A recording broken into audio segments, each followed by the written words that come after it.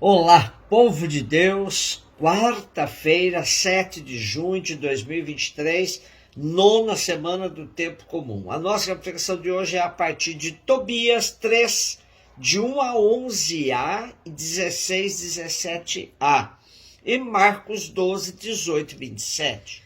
Naqueles dias, tomado de grande tristeza, pus-me a suspirar e a chorar. E depois comecei a rezar entre gemidos: Senhor, tu és justo, e justas são todas as tuas obras. Todos os teus caminhos são misericórdia e verdade, e és tu quem julga o mundo. Agora, Senhor, lembra-te de mim, olha para mim, e não me castigues por causa de meus pecados, de minhas transgressões, ou de meus pais, que pecaram diante de ti, porque não obedecemos aos teus preceitos. Entregaste-nos à pilhagem, ao cativeiro e à morte, e fizeste de nós assunto de provérbios, alvo de zombaria e de injúria em todas as nações entre as quais nos dispersaste. Agora, porém, vejo que são verdadeiros os teus numerosos julgamentos, quando me tratas segundo os meus pecados e os pecados de meus pais, pois não cumprimos teus mandamentos, nem caminhamos na verdade diante de ti. Trata-me, pois, como te aprouver. Ordena que seja retomado de mim o meu espírito, para que eu desapareça da face da terra e me transforme em terra. Para mim é melhor morrer do que viver, pois tenho ouvido injúrias caluniosas e sinto em mim profunda tristeza. Senhor, ordena que eu seja libertado desta angústia. Deixa-me ir para a morada eterna e não afastes, Senhor, de mim a tua face. Para mim é preferível morrer a ver tão grande angústia em minha vida, ouvindo tais injúrias.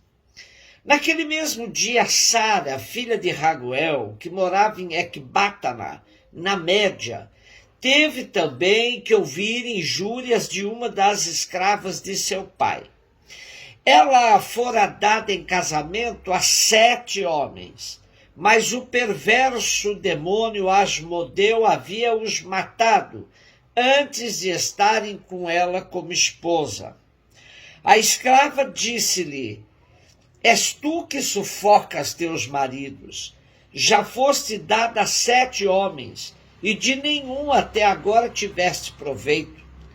Por que nos espancas por terem morrido os teus maridos? Vai-te embora com eles e jamais vejamos filho ou filha nascidos de ti. Naquele dia Sara ficou com a alma cheia de tristeza e pôs-se a chorar. E subiu ao aposento de seu pai no andar superior com a intenção de se enforcar. Mas, pensando melhor, disse consigo mesma: não quero que venham injuriar a meu pai e dizer-lhe: tinhas uma filha muito querida e ela enforcou-se por causa de suas desgraças. Assim eu faria baixar à sepultura a velhice amargurada de meu pai. É melhor para mim, em vez de me enforcar, pedir ao Senhor que me faça morrer, para não mais ouvir injúrias na minha vida. No mesmo instante, estendendo as mãos em direção à janela, fez esta oração: Tu és bendito, Deus de misericórdia, e é bendito eternamente o teu nome. Na mesma hora, a prece dos dois foi ouvida perante a glória de Deus, e Rafael foi enviado para curar a ambos. Nosso texto de hoje começa com uma oração de Tobit, entre gemidos. Trata-se de uma oração penitencial. Ele chora pela sua situação e também pela situação do povo. Parece que tudo desandou na vida de Tobit e também na vida de Sara, pois Tobit pede a morte a Deus e Sara teve vontade de se suicidar enforcando-se. Geralmente, a oração penitencial costuma incluir os seguintes elementos: confessa que Deus é inocente em suas relações com o povo, confesse o pecado, aceita a desgraça como castigo merecido e pede perdão e libertação da desgraça. No caso de Tobit, ao invés de pedir a libertação da desgraça, pede que lhe seja tirada a vida. E no caso de Saura, no auge do seu desespero, estende as mãos em direção à janela e reza, pedindo a morte ou o socorro contra os que a insultam.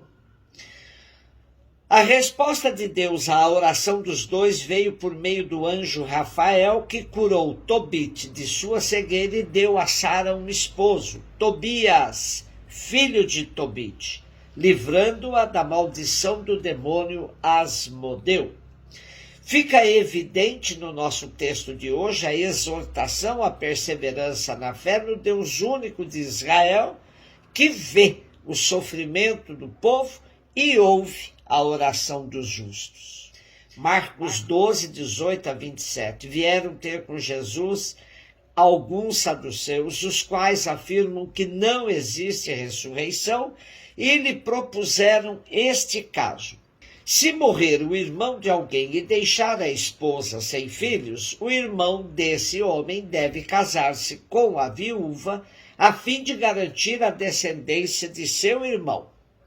Ora, havia 7 irmãos. O mais velho casou-se e morreu sem deixar descendência. O segundo casou-se com a viúva e morreu sem deixar descendência. E a mesma coisa aconteceu com o terceiro, e nenhum dos 7 deixou descendência. Por último, morreu também a mulher.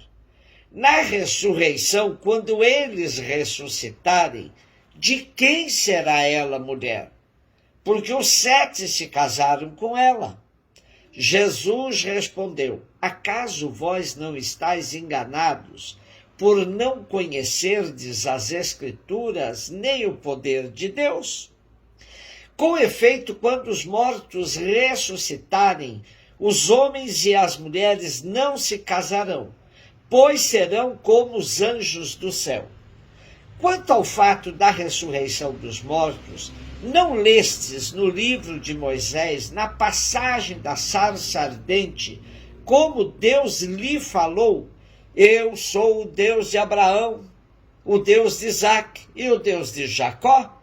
Ora, ele não é Deus de mortos, mas de vivos. Vós estáis muito enganados. O biblista Luiz Alonso Tchekel nos diz, comentando esse texto: os saduceus se baseiam na legislação para propor um caso divertido que ponha em ridículo a crença na ressurreição. Porém, quem vai cair no ridículo são eles, ao revelarem sua ignorância nas coisas mais elementares acerca de Deus, do destino humano e da Escritura. Os saduceus, seguindo a velha tradição, não admitiam outra vida. Não a liam na Escritura e nem aceitavam a tradição oral. Nisso eram conservadores.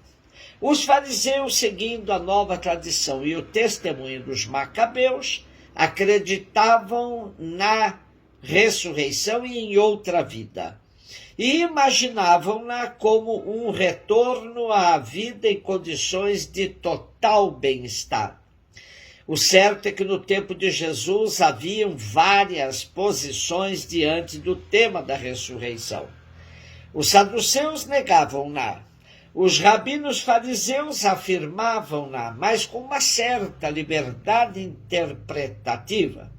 Ressuscitariam só os justos? Ou só os judeus? Ou toda a humanidade? Os ressuscitados voltariam à sua corporalidade original, incluindo as enfermidades? Os helenistas pagãos e influentes, quando Marcos escreve o seu evangelho, preferiam falar da imortalidade do espírito, capaz de sobreviver por si mesmo ao corpo e de se libertar da prisão. Para Jesus será uma vida que escapa aos esquemas do mundo presente. será divina, eterna, comparável à dos anjos, de tal modo que o matrimônio e a reprodução serão supérfluos. Não será um prolongamento desta vida, mas uma existência nova, resultante de uma misteriosa transformação, fruto da fidelidade de Deus, que envolverá a pessoa humana na sua totalidade, não só o espírito. Jesus não apela a uma imortalidade natural da alma, mas ao poder vivificante de Deus. Para nós fica claro que a ressurreição não se trata de algo provado em laboratório, mas na própria vida, quando vamos vivenciando-a em sinais concretos de defesa da vida em todas as suas circunstâncias. Um beijo no seu coração.